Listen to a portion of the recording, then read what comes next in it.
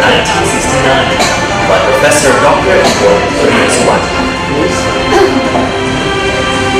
and Professor Dr. Prasid Natnakon. อยากที่จะ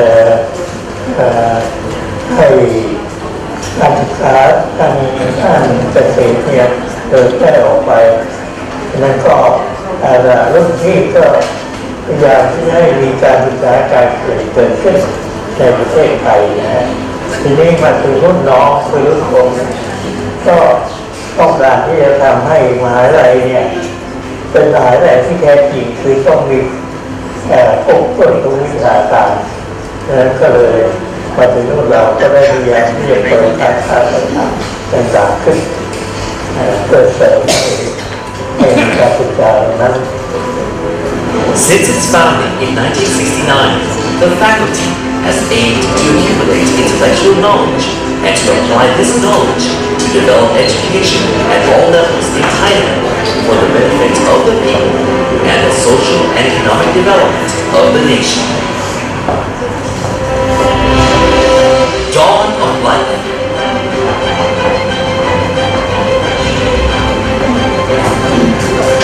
For over 5 decades, the Faculty of Education has been moving onwards and upwards as knowledge of the land. At the present time, the Faculty of Education, Gesesat University, provides 32 curriculum, including 6 curriculum for bachelor degree programs, 16 curriculum for master's degree programs, and 10 curriculum for doctoral degree programs. The Faculty of Education includes 5 departments as follows. 1. The Department of Education. 2. The Department of Vocational Education. 3. The Department of Educational Technology. 4. The Department of Educational Psychology and Guidance. 5. The Department of Physical Education. It also includes 2 other institutions that are equivalent to departments, namely the Office of the Secretary and the Gesesat University Laboratory School, Center for Educational Research and Development. Department of Education. The fact that the Department of Education offers many well-defined curricula makes it a leader in professional education in Thailand, especially in the fields of mathematics teaching and science teaching. The core objective of these curricula is to develop high-quality teachers and to build a better learning community in Thailand. Department of Vocational Education. The Department of Vocational Education emphasizes curriculum contents and methods of instruction that are relevant to the labor market. The curricula are also designed to improve the quality and skills of personnel in specific sectors of the economy, aligned with policy support and innovative projects. The department also participates in regular assessment of the quality of national education. Department of Educational Technology. The Department of Educational Technology has the key aims of facilitating research excellence and improving performance by designing, creating, and managing appropriate technological processes and resources in all contexts. Department of Educational Psychology and Guidance. The Department of Educational Psychology and Guidance provides psychological services at our counseling center, operated by highly qualified and experienced counselors. We welcome all students as well as the general public. You can find our contact information from our website and Facebook page. Department of Physical Education. The Department of Physical Education excels in all aspects of physical activity, health education, and recreation, and its achievements are internationally recognized. The department concentrates on the development, advancement, and dissemination of knowledge through research and meets global developments in physical and health education. Not only is a teacher built, but is also a widely praised leader. Office of the Secretary. The Office of the Secretary is considered as a prerequisite academic division of the Faculty of Education, as it plays a pivotal role in the administration and management of the faculty. The great support provided by the Office of the Secretary has been a foundation for every successful accomplishment of the faculty since its founding in 1969. The Kasei University Laboratory School, Center for Educational Research and Development. The Kasei University Laboratory School was created to promote education research and development for all levels of education in Thailand and to provide high-quality education for students and teacher training. The Center of Education Research and Services was also established to facilitate learning.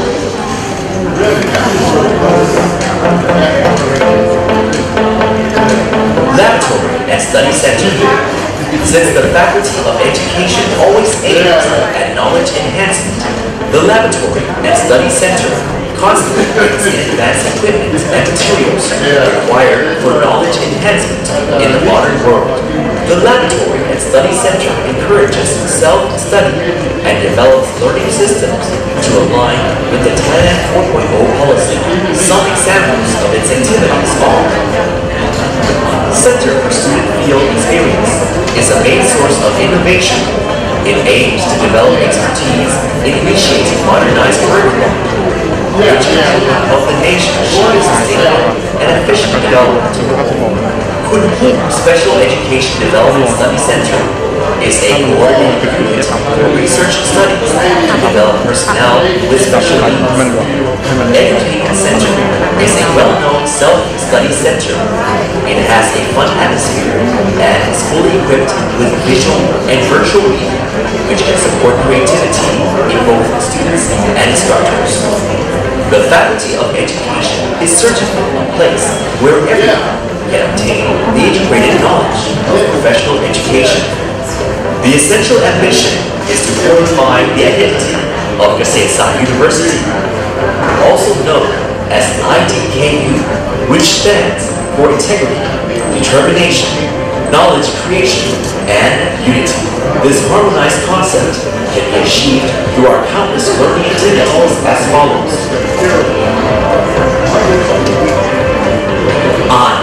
Integrity.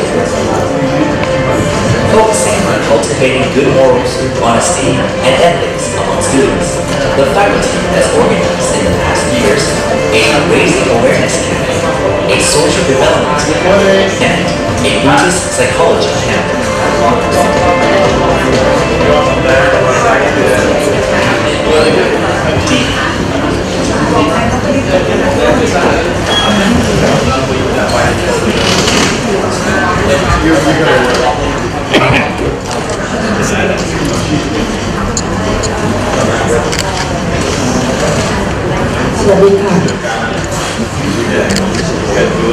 Good morning, everyone.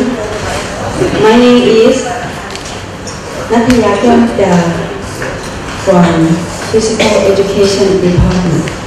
I teach badminton left hand, tennis right hand, so I'm a confused person. Good morning once again. Welcome back to the second day of the conference. I hope everybody had a good rest last night and enjoyed Thai food and yesterday's event. And today you have full of energy to go for another day and have a good start for the day. Before we start, please allow me to introduce to you the agenda for today. So this morning we will have a keynote speaker. At 11 to 11:20 we'll have a tea break. And from 11:20 to noon or 12:20 we have a concurrent session 2. And we'll have lunch, a little late lunch at 12:20 to 13:30 or 1:30. We'll have lunch and then we will start at 1:30 sharp for concurrent session number 3. And then we have a tea break at 3:10, okay, in the afternoon. And then we'll be back for the poster session at 3:40. So please let me start a formal session for today so we don't have any delay any longer.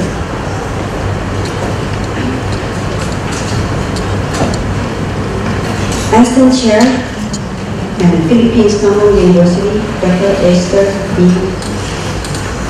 Bogina, Dean of the Faculty of Education, Associate Professor Dr. Padmavati Lemonkon, faculty, staff, and members, delegates, distinguished guests, ladies and gentlemen. As we know that the 21st century is not only for the student, but for teachers and educators.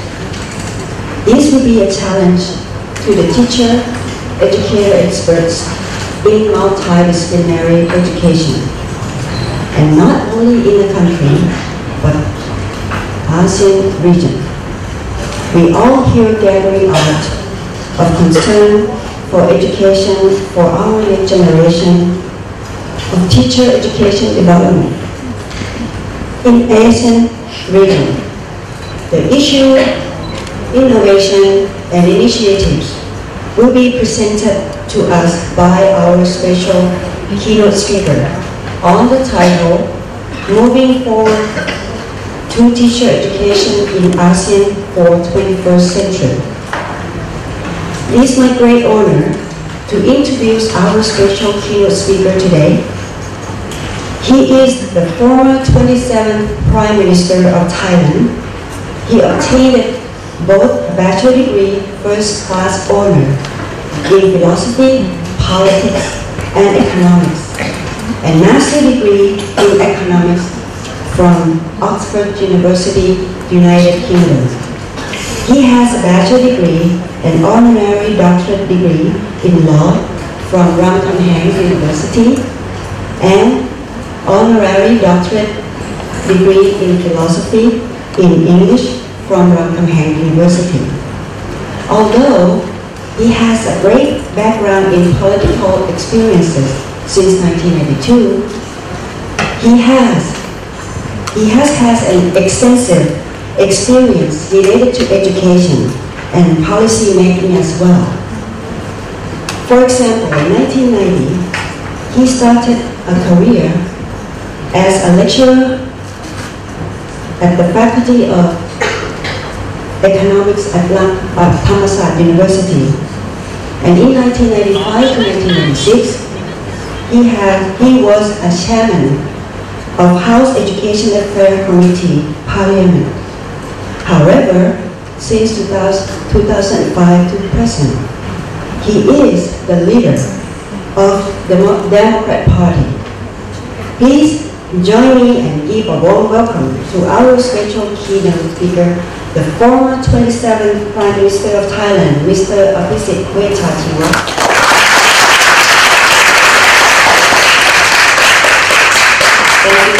Thank you very much.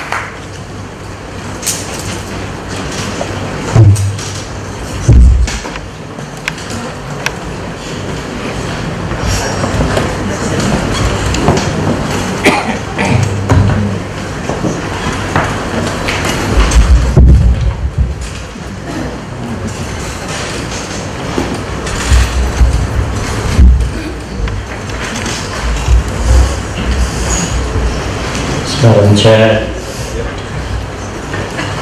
Your Excellency Ambassador, the Dean,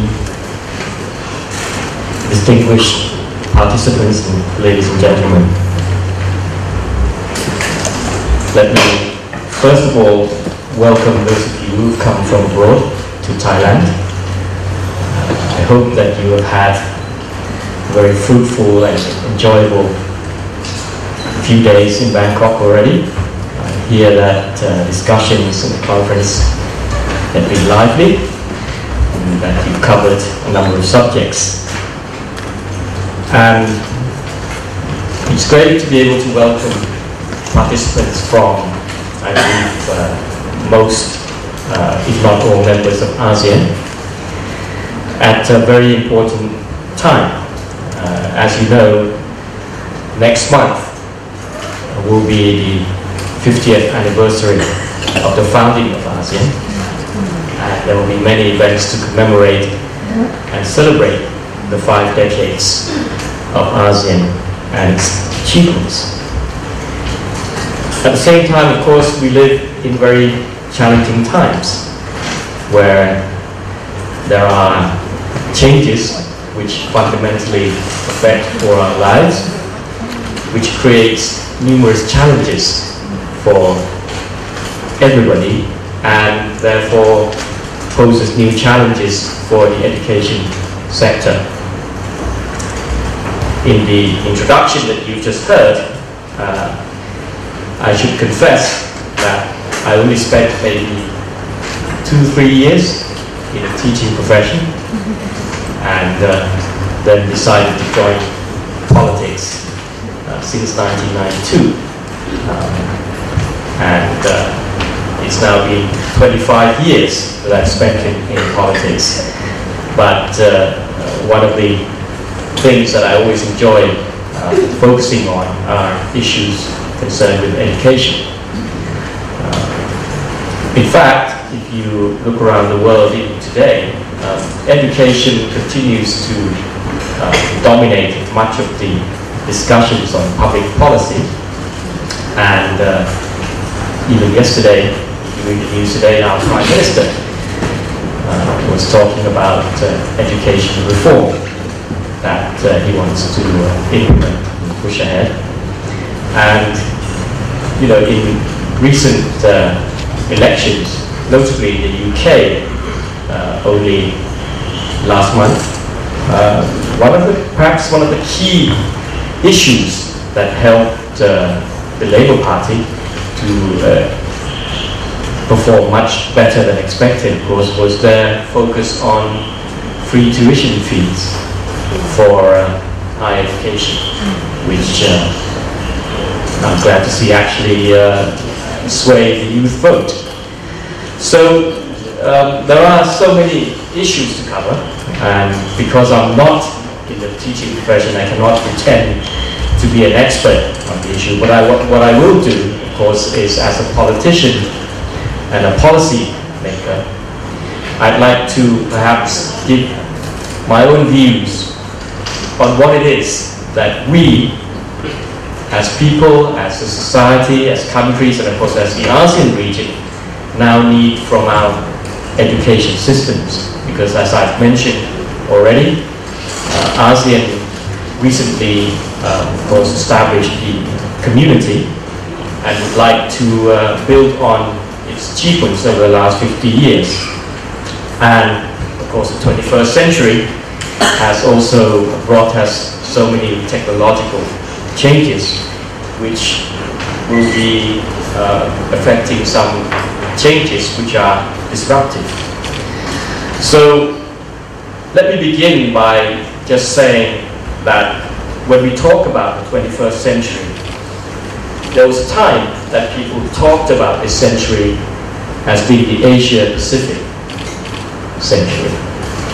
And there had been high expectations from the region in terms of providing the prime engine for global economic growth. And of course ASEAN and its 10 Southeast Asian nations were also expected to contribute considerably to that trend. Now, when that prediction was made, I believe that much of that was based on assumptions from what we would call the industrial age. People had expected this region, which had proved to be a fast-growing region, fairly resilient, particularly as we came through the 1997 financial crisis, and looking at some of the natural advantages that we have in the region. The abundance of natural resources, including, of course, quite a young population, and at the time maybe low-cost labor, and the potential to grow. But the world that we live in today, I think, is considerably different from the assumptions that we used to make that prediction. I still believe that this region and ASEAN has great potential to contribute to global development and global economic development. But I also believe that we need to change our mindsets, our attitudes, and even some of our policies that we've adopted in the past to make sure that we do remain competitive and create an economy and society for all our peoples. Because we are, of course, undergoing some fundamental changes. Some organic and some, of course, created by technology. So let me, for instance, look at some of the organic changes. When I said that people predicted about the rise of the region in this century, they used to focus on the young population in the region. But now, especially in Thailand and also in Singapore, where birth rates are extremely low, we will be actually turning into an aging society very, very rapidly. The pace of this process is actually faster than what countries like Japan experience. And we're looking at maybe for the next 10, 15, 20 years, and we find that some of the more developed economies in the region will actually face an aging population. We're also seeing some fundamental changes in the structure of society. More than half of our people in Thailand and in many countries in ASEAN will now be living in urban areas. And the family structure is rapidly changing from an extended family in rural areas. And we find a number of working people migrating to cities and towns, often actually leaving their children behind in rural areas. And given the diversity within the region, we also diversity in terms of the levels of economic development and also the structure of the population, there is going to be much more movement across borders. That's even before the ASEAN Economic Community will ask all member countries to open borders in a manner similar to what's been happening in other continents like Europe. So, for instance, here in Thailand, as we recently found out, when the government tries to increase the penalties for illegal migrant workers, that we are already hosting millions of workers from our neighboring countries. So we can expect much more movement, both within the country and across borders in the region, in terms of people seeking opportunities in urban areas and looking for better economic opportunities for themselves. These will have profound implications for the way we set up our education system.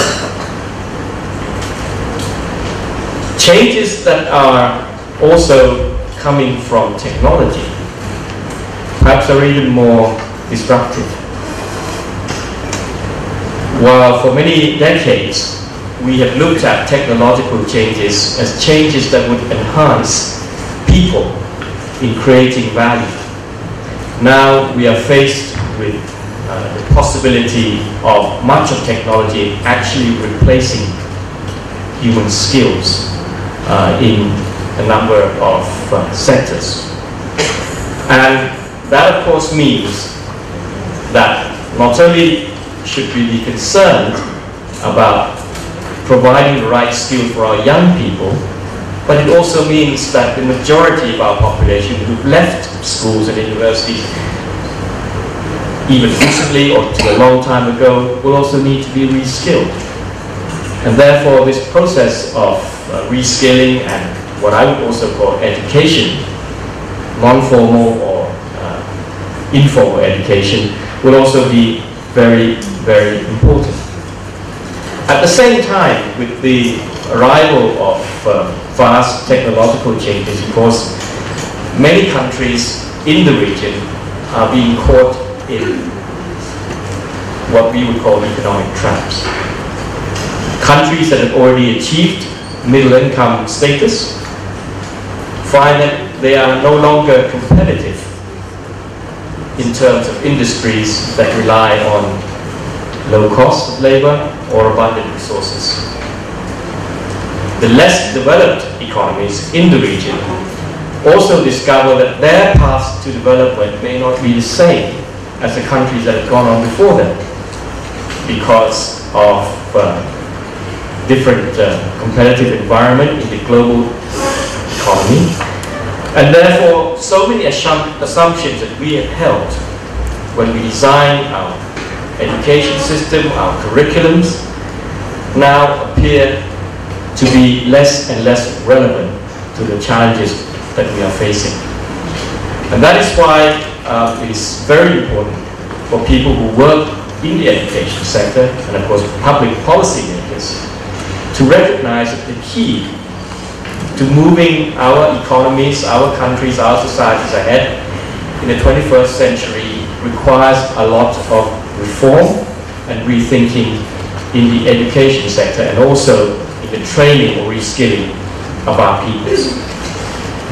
And it means that if you look at all stages of education, from early childhood right through to adult education, there are clear implications as far as changes that are required in our education system.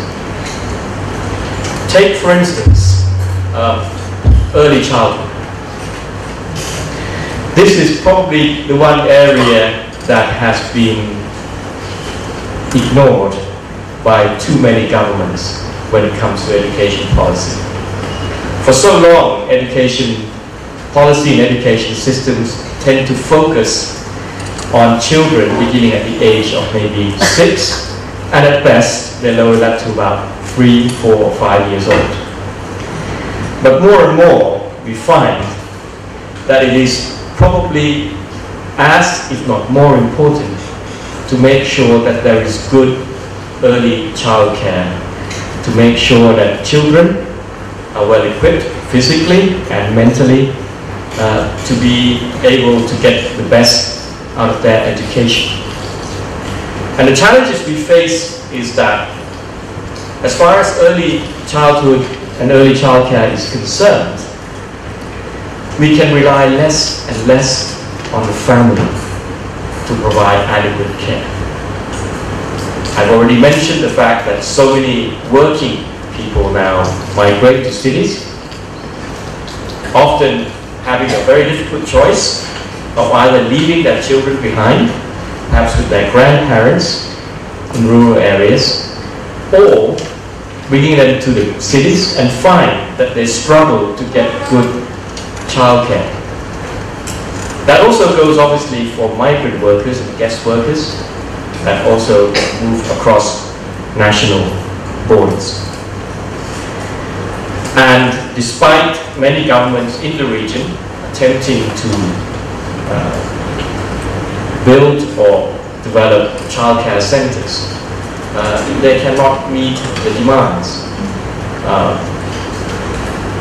especially in city centers.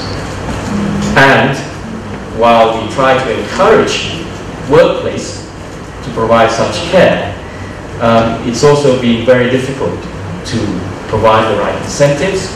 But most of all, the biggest obstacle to developing good childcare centers, of course, is the lack of teachers and people who take care of these young children. That clearly is something that is going to become more acute as a problem, and it poses some fundamental questions on resources and on the way we organize childcare. As we move to kindergarten and primary schools, here I think the fundamental change that is needed, and it goes, I guess, for the rest of the world, is that we have to rethink about the learning process in schools. In many ways, it can be argued that the process should now be upside down to what it was before. Those of you here, I will assume, either belong either to my or close generations. We had to go to school, we had to go to universities, because if we didn't, we would be ignorant. We wouldn't have the knowledge. We wouldn't have the information, because there is no source of knowledge for us except for teachers at schools and perhaps our parents, and if you were lucky enough, if you had access to a good library. But the environment that we live in today is completely different. If you give a child a mobile device, has access to Wi-Fi, and if they have the skills of the English language or foreign languages as well, they can get all the information or knowledge that they want without having to meet anybody. I would even challenge a number of teachers who teach even very young children, that if you pick a subject or an area where both the children and the teacher are ignorant, and give them maybe one day, I'm not so sure whether the teacher or the children will be able to learn or obtain more information about that subject or area. So there's a fundamental change that needs to be put in place. The Asian continent and the ASEAN region had already for so long been criticized for putting too much emphasis on rote learning, on memorizing information given out by teachers. But that process of learning and obtaining knowledge is becoming less and less relevant by the day. That's why we need to rethink the learning process in schools and at home. Because surely what we now want to do is to make sure that our young people have the skills to learn. That needs to be the priority for what teachers must provide them. And it means that when you, perhaps what you used to learn in school, the children could be asked to learn at home.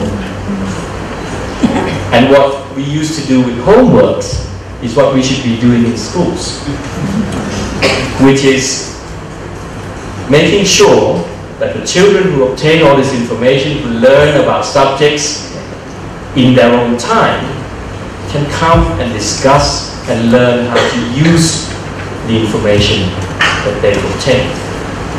So the organization of classes, the organization of lectures or seminars at the higher levels are also need to be completely redesigned. And at the same time, we also have to pay much more attention to certain skills. One that is often talked about when we either talk about ASEAN integration or education reform, certainly, is this idea that our people should at least be bilingual. And in Thailand, the case of the English language is a very good case in point to illustrate some of the problems or some of the limitations that our education system clearly has. And that is on a number of scores that international organizations that rank English language skills of people within the region or even at the global level, Thailand has always scored very badly, very poorly. And yet, if you look at our education system and the curriculum, you will find that Thai people have I believe, no less than 10 years studying English. And yet, for some reason, we have been either reluctant or rather poor at using the English language. It's not that we're not taught the subject. It's not that they haven't learned anything. I have a very nice story from one of my colleagues when we talked the other day. He says he has 2 children in their teens. One was fortunate enough to have the opportunity to go abroad to study for a couple of years, 2-3 years. The other, of course, was still in the Thai school system. And he said to me that the one that went abroad can speak English now quite fluently. The one studying here, still struggling to use the English language day to day. But if you took the 2 children and give them an English exam, you will find that the one that stays in Thailand has a higher score. I learned that firsthand actually, because when I went to England at the age of 12, I had to struggle for a couple of years before I could begin to speak English. But during the 2 years when I couldn't speak English, I always noticed that even local English children were using bad grammar. So, you know, we Thais actually knew more about their grammar, but we just couldn't use the language. What this example illustrates is we've been teaching our people to know things, but not be able to use that knowledge. That has been a long-standing problem, I believe, for the region as a whole, and that problem is more acute now, given the changing environment. So that is one of the key challenge for all countries in the region, that they have to adapt their education systems. Even the most advanced of the countries in our region, Singapore, which has done well, obviously in key indicators and scores on the educational system, have always found it difficult still to instill some of the skills that they want for this day and age, like creativity and more flexibility in thinking. So that is something that is very important as far as basic education is concerned. And that starts from a very young age. Moving up to maybe at secondary school, one of the problems that we have had has also been that we are not able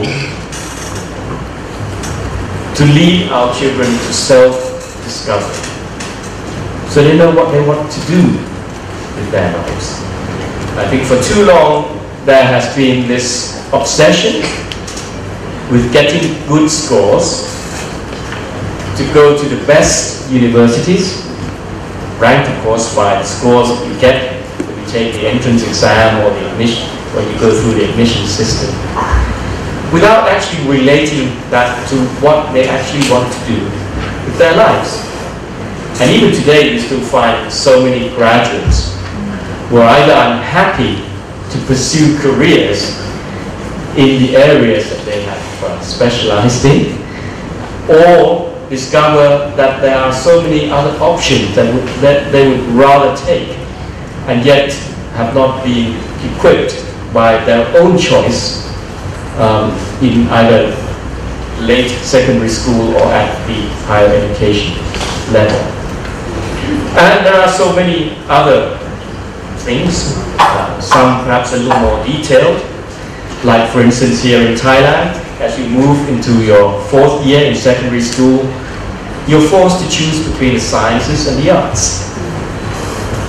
That division for me is perhaps a lot less relevant today. And indeed, if we talk about the new industries, the new growth sectors in the economy, you will need skills that are integrated between the sciences and the arts. I don't know how many of you choose your mobile phones from the technical specifications and how many of you choose from the design. But I suspect most of you would probably be falling to the latter category, suggesting that the success of even tech products are not as much about the technical specifications, but also about them being either user-friendly or being well-designed. And the skills that you need for that do not come from the sciences, but from the arts. So these are huge challenges, and as we move to the working population, you will find that the disruptive technology is going to put a lot of people in the agricultural sector and also in the traditional industrial sector out of work. And if you look also at the aspirations of the younger generations for the whole region, even for the whole world, their concepts of careers are also changing. They no longer want to be employees. They no longer want to belong to huge organizations and climb up the corporate ladders. They want to be independent. They want to be their own masters. They want to be entrepreneurs.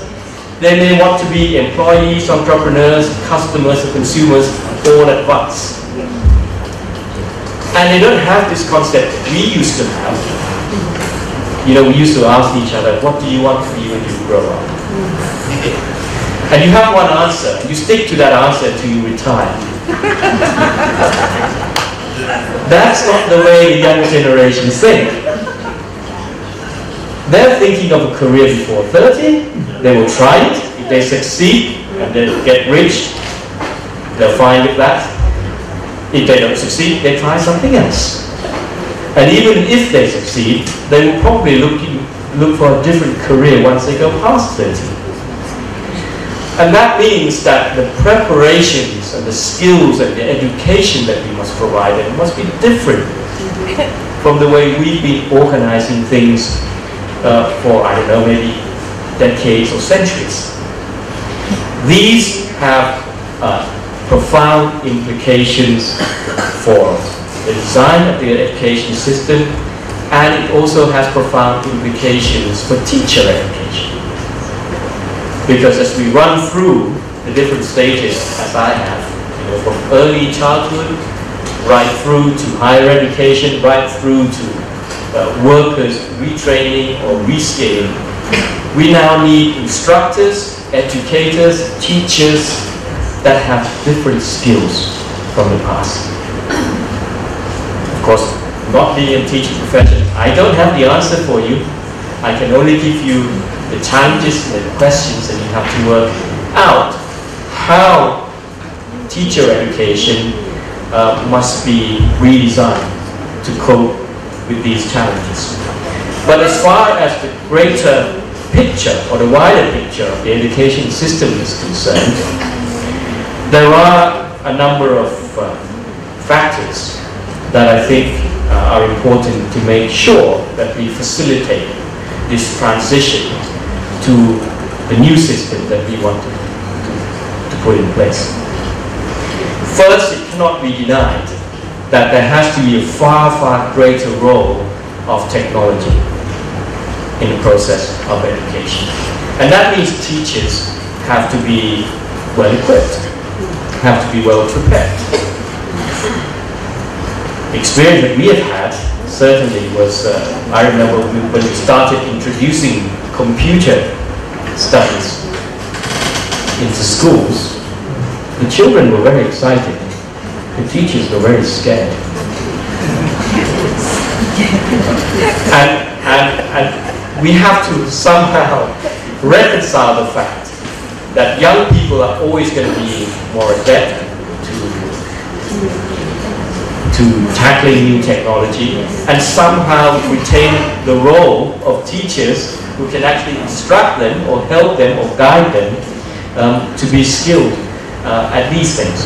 But it's clear that the role of technology will be much more prevalent in our lives, but also in education. Especially as far as reskilling is concerned, technology will have to play a much greater role. Many of the institutes working on reskilling workers now have to try to design courses online and cope better, I guess, with distance learning, which is also something that is not easy. You know, people always think it's easy to say, well, you just get the best teachers, you just get the best people on the net, and people can learn from that.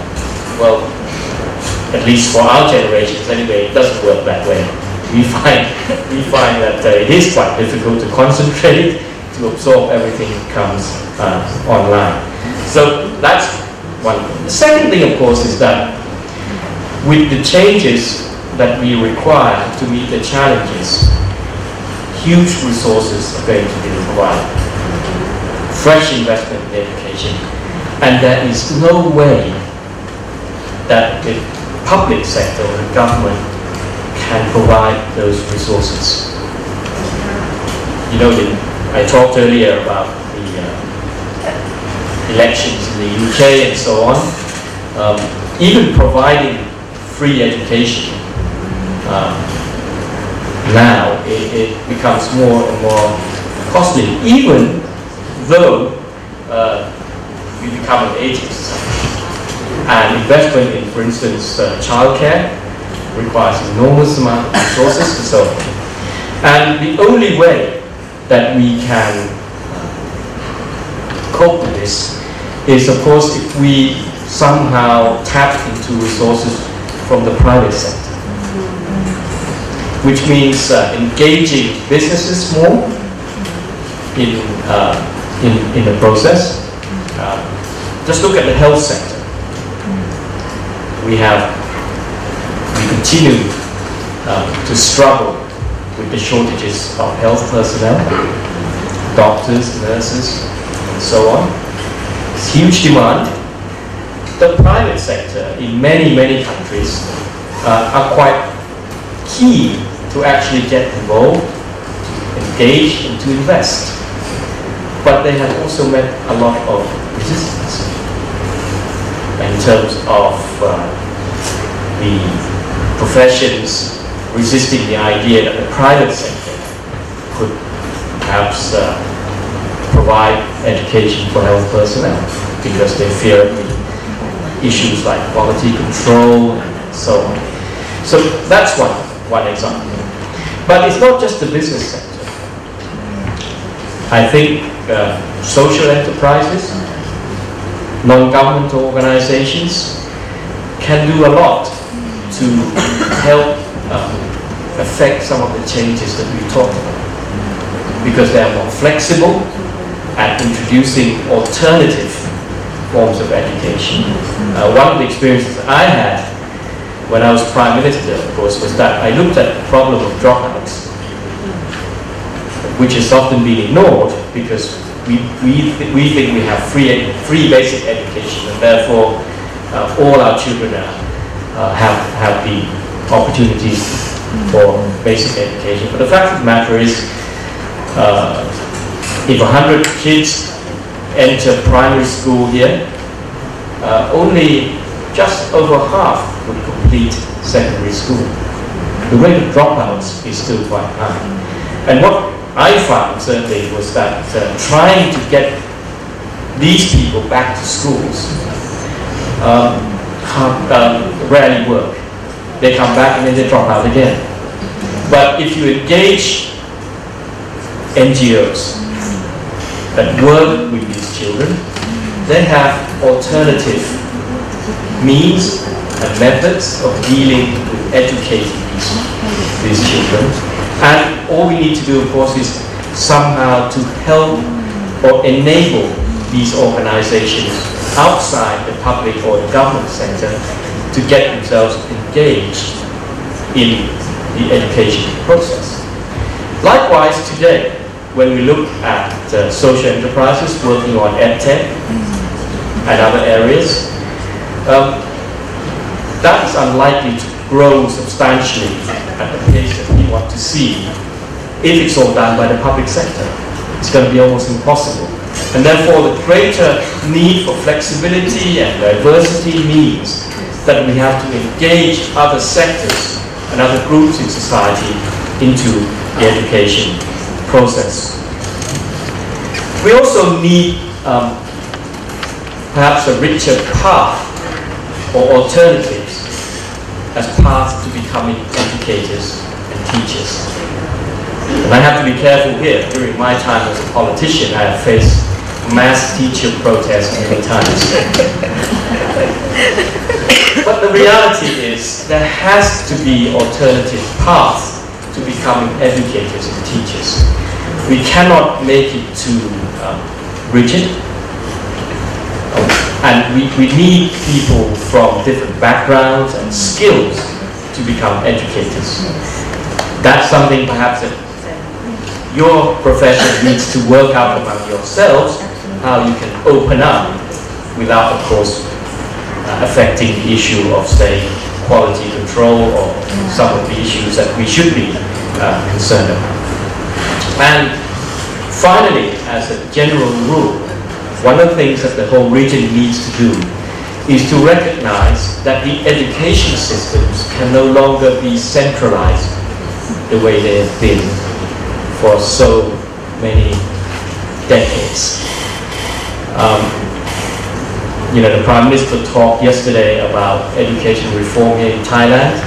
Many of us now already feel reform fatigue even before it begins, because so many reform efforts in the past have not succeeded because you just get stuck and obsessed with the whole structure of education, and the ministries continue to try to retain control and power and centralize. And I've come to the conclusion that there's no way you can reform the education system if the head of the school feels that he or she is responsible to the ministry rather than to the parents or the children in school. So this process of decentralization is absolutely essential to cope with the diverse demands now on the education system. And we somehow have to convince the people at the center that it is time to let go of power. Actually, even among universities, we have now more autonomous universities all around the region, but we still have a structure where a ministry or the central government continues to be obstacles to university development. Here in Thailand, they're still even thinking of creating a new ministry for universities. It doesn't make sense to me. My take now is that the central government should only do two things. Number one is give you the money, and number two, and then let you spend the money yourselves. And number two is just have an overview of the standards and quality to make sure that there are no universities that are below standard or are not being fair to students or to the consumers. So these are the challenges that I believe we are facing today. The region as a whole in the past has proved that we have always been flexible and resilient. We will need those two characteristics more than ever. We need to be flexible and resilient, and now begin to redesign the whole education system to make sure that the region remains competitive. Allow me just a few minutes before I open up to the floor, just to say a few words also about ASTEN itself. This year, and for the remaining of the year, no doubt, we will see many events, as I have said, celebrating the achievements and success of ASEAN, and there have been many. When it was formed, it was really all about security within the region. It has more than achieved that, because now we have the 10 Southeast Asian nations as members. We've moved towards establishing a community. We now have the East Asia Summit, where ASEAN becomes central to a platform where the major global powers sit around the table, including the United States, China, Japan, India, Australia, New Zealand, Korea, and Russia. And so we can be proud of a lot of achievements. But the fact of the matter is the degree of integration among the 10 Southeast Asian nations is still far too low for us to reap the full benefits of the region for our people. And if you look at the next 50 years, the biggest challenge, of course, is how we open up the integration process to the general public, to the people. The first 50 years of ASEAN have been driven by leaders of governments and bureaucrats. Most of us have had nothing to do with the ASEAN agenda. There is no way that we can take ASEAN integration to the next level if it's still in the hands of bureaucrats and government leaders. Even business leaders have had very little input so far as ASEAN integration is concerned. And we have to learn the lessons from other regions as far as integration is concerned. The European Union provides a nice set of lessons, both in terms of success and failure, and why its Brexit has happened. I have always argued that the key to successful integration is you have to create a sense of common value and common destiny, so that your people will support all integration efforts. At the moment, at best, we have here in ASEAN, as far as ordinary people is concerned, only a sense of awareness. And that's only been quite recent too. Many years, well, 5-10 years ago, many of our peoples wouldn't even recognize what ASEAN is or does. Now they know. But do they feel they belong to it? Do they feel they can participate in it? Can they identify what would be ASEAN values or what they see as common ASEAN destiny? I don't believe that that's the case. And there has to be a drive towards formulating these values, this sense of common destiny, so we can take ASEAN integration onto the next level. We are already facing, for instance, we haven't talked about free movement of people, but already, as I said, millions of ASEAN people go across borders and work as migrant workers. We're actually falling behind the reality of integration that happens from people's own accord. So we need to create this sense of belonging and common values and common destiny. And the education system has a lot to do with that. When the European Union began to face problems as far as integration is concerned, I remember most notably was when some of its members faced the debt crisis, particularly Greece, the case of Greece. And I remember people discussed the possibility of Brexit. And I was asked about it, and I said, my response was I was very impressed that both Greece and also the creditor countries in the European Union were very determined to keep the Union together.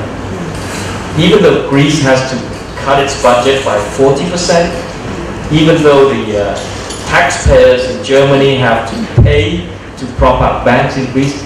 They wanted to stay together. That's the strength of the union. And I remember also being asked, well, if Greece doesn't leave the European Union, are there any threats of the union coming apart? And I said, I'd watch the UK. And people ask me why. Because I said I spent 10 years of my life in the UK. And certainly among the older generations in the UK, they never felt they belonged to Europe. They felt they were different. Actually, they felt they were better. But the point is, it is exactly because the British people feel that they have a different set of values that they decided to vote to leave the European Union. Yes, that might be manifested in their fear of immigration, but more and more they were frustrated with what they see as rules, regulations, institutions that were imposed upon them that they didn't feel comfortable with. Well, ASEAN has to learn that lesson. If we want deeper integration, we will all have to concede what we would see as issues of sovereignty, and the people will only accept that if they feel that they have some kind of common destiny and values that they can share. It is not there at the moment. That is my greatest fear as far as ASEAN is concerned, and we come up to the 50th anniversary. I think that should be the message to all our leaders, that they need now to work on this fundamental issue that will move the ASEAN integration process forward. And clearly, what I would call the process of public education to create this sense will also be important. That's something that will have to be filtered down right into schools and also universities as well, so that we can reap the benefits of integration from what should be a very dynamic region. So I believe I probably talk too much, as politicians always do. Now I think we have maybe half an hour. I'd like to open up the floor so we can have more discussions on each issue. Thank you very much.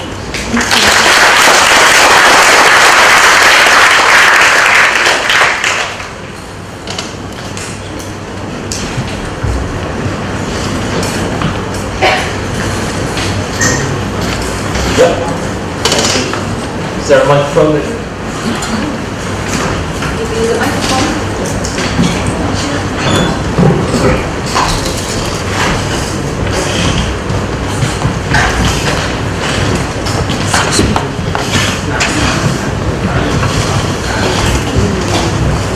Thank you very much for your presentation. I really appreciate that. I really appreciate that. Could you please introduce yourself? Sorry. My name is Mom Chanchen. I'm from Cambodia. Yeah. I listened tomorrow keynote speaker in today. You speak about the development of education. Education will not develop if it remains centralized. Yeah, I like this word. Yeah, and yesterday I asked Dr. Ho how to change from centralized to decentralized in education. He said that political will is important. As you was a prime minister, what did you do during your mandate in order to move education from Thailand from centralized to decentralized? I'm not sure now that education in Thailand is fully decentralized. That you say that school principals should not accountable to the minister, should accountable or responsibility to parent or community. Thank you. Well, I think apart from just the education sector, political will to decentralize power as a whole is needed. I happen to come from a party that supports decentralization. And we, at various stages when we were in government, try to push for this process. At one stage, actually, we passed a law that requires that the local authorities must be able to spend 35% of all their resources. And when we passed that law, they were in control of about 7%, and we managed to reach about 24-25% with about 4 to 5 years ago according to the plan. But then after that, subsequent governments did not actively pursue decentralization, and eventually actually the law was amended by scrapping the 35% figure. So we're stuck at about 27%. Worse, in recent times, local authorities have been frustrated by the Auditor General, who keep interpreting the law that they were not empowered to do this or that on a number of social service issues, including education. So if we had a chance to get back into government, we would have to fix that. But it does basically require a government or political parties that believe in decentralization. I have been encouraged by the local election results in your country last month. Yeah. I'm supposed to be neutral, but I was encouraged by the results. And I hope that in the general elections next year, that there will be more changes to the way things are run, because I believe that if the system becomes more decentralized, there will be a number of initiatives by local schools, local authorities, that can then encourage others to follow suit. But when I talk about decentralization, it doesn't necessarily mean transferring schools from central to local authorities. Even better would be if we make them autonomous schools. And the most successful secondary school here in Thailand, apart from getting a lot of resources, became so when we made it an autonomous school. That's the Mahiyon Vidyanason school. And yes, I know they get the best children, they get more budget, but I went back 15 years after the school became autonomous, because we asked them to encourage other schools to improve science teaching and so on. And they said to me that one of the problems that they had was that when other schools are not autonomous, it's so difficult to push through the changes, because then the rectors get rotated by the ministry, and they have to follow the directive of the ministry and so on. And when you want to change something and you try to do it, 50,000 schools at the same time, it's almost impossible. It's like changes in the curriculum. What we end up doing is you just change the date of that curriculum, because it's clear that different schools will face different challenges in implementing new curriculums. Some don't have the teachers in certain subjects, others don't have the facilities, and you cannot have a one-size-fits-all that says all schools do this and expect it to happen.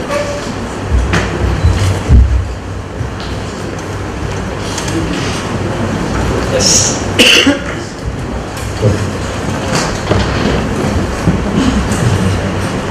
Good morning. Good morning. Okay. Thank you, and I do apologize for being late. And I wish to thank the organizers for this kind invitation for a very insightful lecture by the Honorable Mr. Abhisit Jajiva.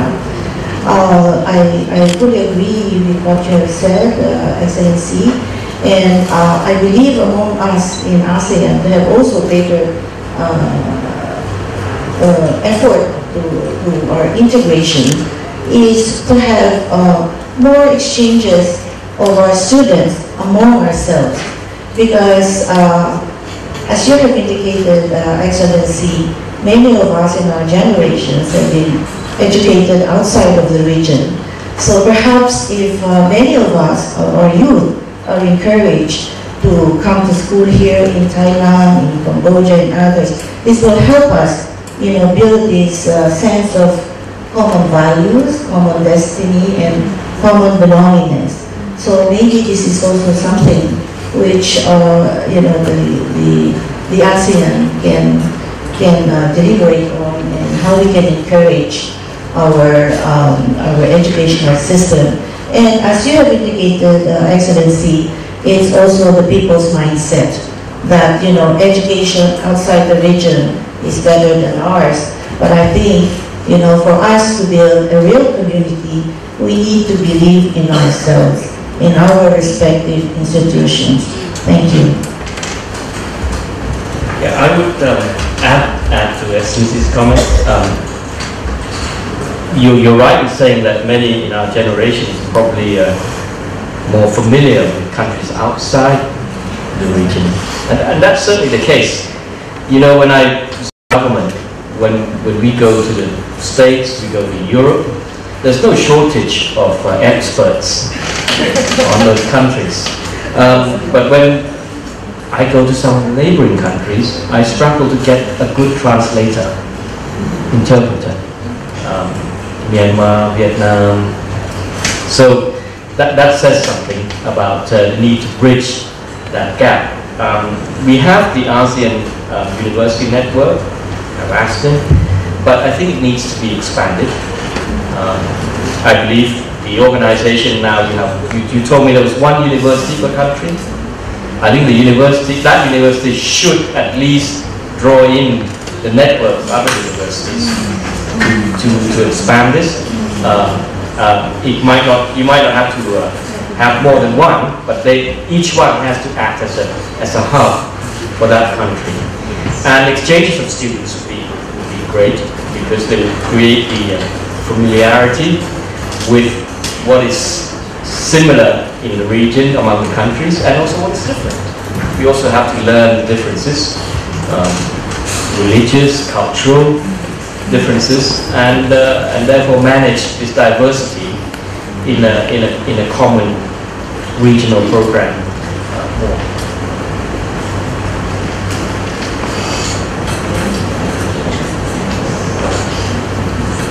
Any other comments or questions?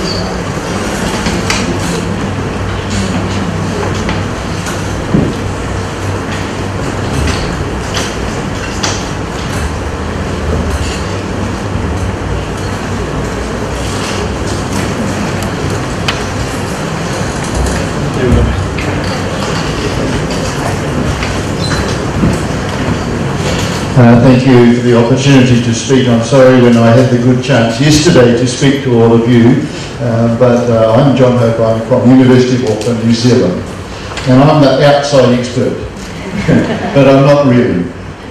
What I am is a person who very much agrees with what you have said today, because I come from a country that's been there and had to do that for different reasons from the ASEAN countries, but we're too small, too far away, and we had to decentralise.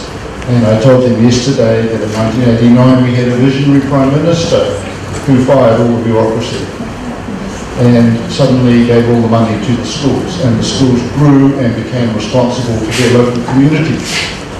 And that was a massively important initiative. I was a principal at that time, and so saw the benefits that came from that.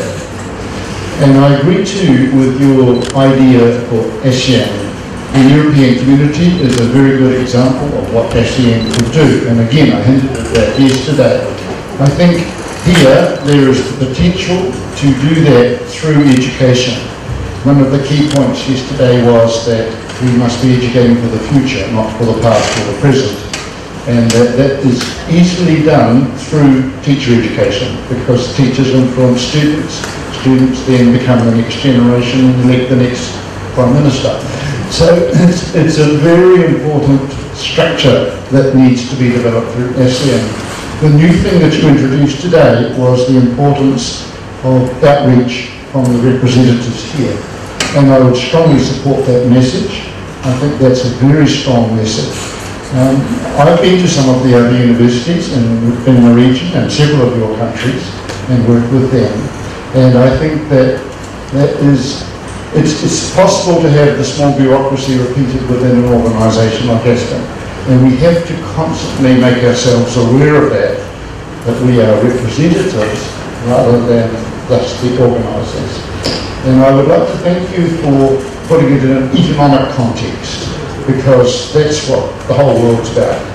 And the whole world situation with Brexit and all of those things does influence everybody.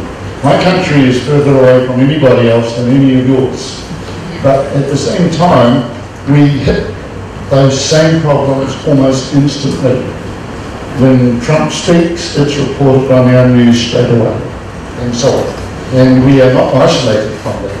The ripples go out.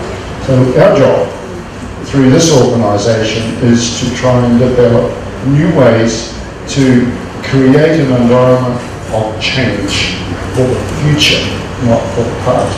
So I would like to ask you one question, if that is okay. And that is, if you were Prime Minister again, which I very much hope that you will be when you listen to what I heard, sorry about getting into politics here, but if you were Prime Minister again, what would be the first thing that you would change to make some of this happen?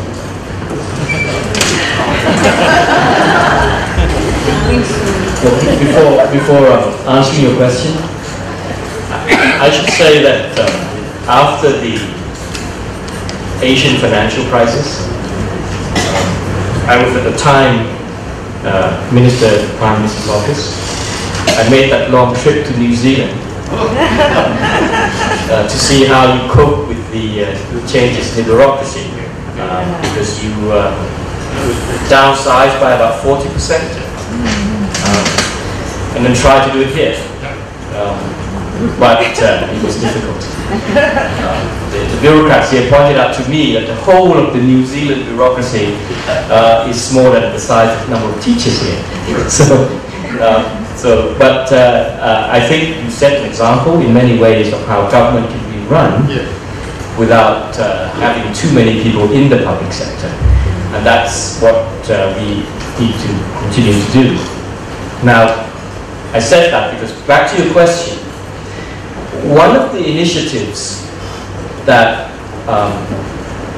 I started when I was Prime Minister last time, and I'm disappointed that it hasn't been followed up, was, you know, in Thailand, we have an organization called Thai Health. Thai Health is, now a lot of countries are quite interested to come see what Thai Health does. What Thai Health does is actually, it gets earmarked taxes from cigarettes and alcohol. It then uses that money to fund NGOs that work on health issues. All right? What I tried to do when I was Prime Minister last time was set up a similar organization on education. So we have resources invested in education not run by the public sector. So this money would be given out to, you know, the social enterprises, the NGOs that want to work on education issues. I think that is the best way to perhaps start innovations in education quarters. So that's something I would follow up on. And the other thing, of course, is to make, to decentralize and to make schools more autonomous, so we can, and then I might start taking on teachers about alternative paths to becoming teachers. But that's only if I have a big majority. Thank you.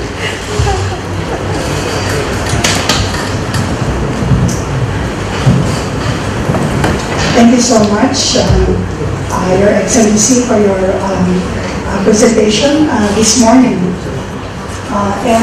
ASTEN is gratified to hear the statements that you made that would guide us in the workshop that we would have this Saturday. We know that you have a lot in mind for the development of Thailand, but also some advice for the other members of ASEAN. And may I ask this question? Should you become Prime Minister again and would be attending the summit amongst ASEAN member countries, how would you convince the other leaders from our region to prioritize education and put up solutions on a systems scale for the problems in the education sector, so that the region as a whole can move up in the education sector? Take note, for example, that you mentioned as well that the auditing concerns are critical in support of education, and we have the same problems in the Philippines as well. So we look at you as the leader of Thailand, and maybe one that will play a critical role in catalyzing efforts for pushing education in the region. Thank you. Maybe I should point out that in 2 years' time, Thailand will be chair of ASEAN again, so it will be a good time to be Prime Minister.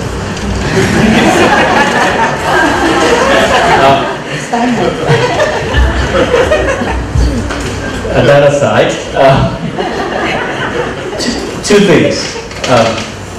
One of the problems with ASEAN and the establishment of the community is there's so much focus on the ASEAN economic community, right? Yes. So for many people in the region, the ASEAN community is called the AEC, when the AEC is only a third of what the ASEAN community should be or is. And you know, when you talk about education, it probably gets moved to the socio-cultural pillar of the community, and then the leaders, because they are probably more focused on the economic issues, that overlook the area of education. One of the things that we'll have to do is to convince that you cannot separate education from our economic future. And if we can do that, I think the leaders would be more focused on some of the education challenges that we have to face. The second thing, of course, is somehow we have to open up the process for ASEAN leaders. Again, one of the things I did when I was chair of ASEAN last time, and it wasn't followed up, was at ASEAN summits, we wanted leaders to have a session where they had to talk to parliamentarians, and then talk to youth, and then talk to NGOs, so that the representatives from Parliament, from youth, and from NGOs of all 10 countries have a chance to say something to the leaders, right? I ran into trouble with the, I guess I can say it now, the Cambodian leader. He wasn't happy that we had invited the Cambodian NGOs and he didn't approve of. And then subsequently, when the next chair of ASEAN held the next summit meeting, this practice was scrapped. We have to create more channels for other sectors of society to participate. You know, because at the very least, if you had youth there, they will talk about education. They will talk about the issues that will matter to them for their future, even if it's just a half an hour session. You know, to have a representative at least engage the leaders on some of the challenges that they might not normally discuss. So that's certainly how I encourage leaders to be more attentive to social and education issues.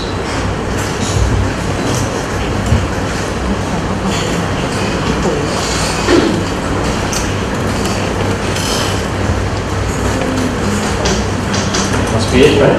You already have a late lunch.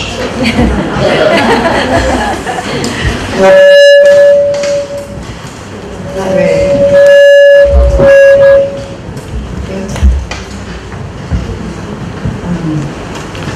Well, thank you for all the questions. Also, thank you very much for your stimulating speech and fruitful presentation. And I think you have pointed out the fundamental change and rethinking of learning process in school and redesign education in the region. I feel that this will be a challenge for everyone. So I hope everyone will take this challenge to make some changes to prepare for the global citizen, quality of the teachers' education development. So thank you very much, and please give the former 27th Prime Minister of Thailand, Mr. Abhisit Notajiya, big round of applause.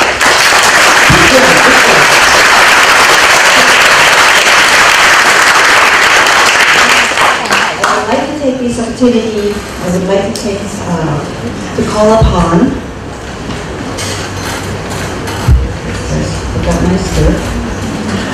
the Ambassador of the Philippines to the Kingdom of Thailand, Her Excellency Mary Jo A. Bernardo Aragon, to present a token of appreciation to the former 27th Prime Minister of Thailand, His Excellency Mr. Abhisit Notajiya, please.